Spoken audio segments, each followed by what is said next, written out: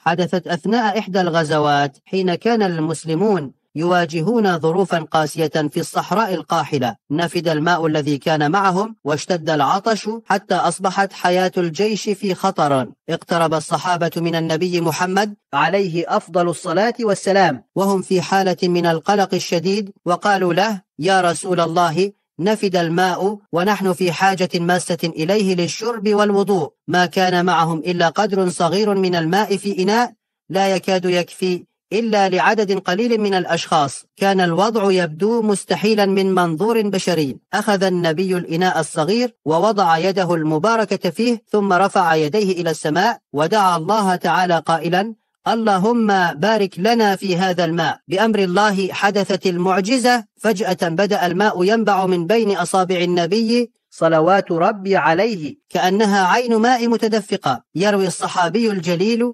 جابر بن عبد الله رضي الله عنه هذا الحدث العجيب قائلا: كنا 1000 رجل فشربنا وتوضأنا جميعا من هذا الماء وكان يكفينا. لم يكن هذا الحدث مجرد استجابة لحاجة آنية، بل كان دليلا واضحا على صدق نبوة النبي محمد عليه أفضل الصلاة والسلام، وتجليا لقربه من الله سبحانه وتعالى. الثقة بالله في أشد اللحظات صعوبة علم النبي أمته أن تلجأ إلى الله بثقة ويقين، وتجلت في هذه المعجزات رحمة الله وبركته التي تحققت على يدي نبيه الكريم.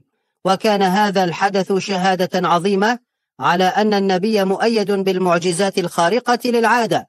هذه الواقعة لم تكن مجرد رواية، بل شاهد عليها 1000 صحابي كانوا في الميدان، نقلوها بتفاصيلها لتكون شاهدا على عظمة النبي ومكانته عند الله.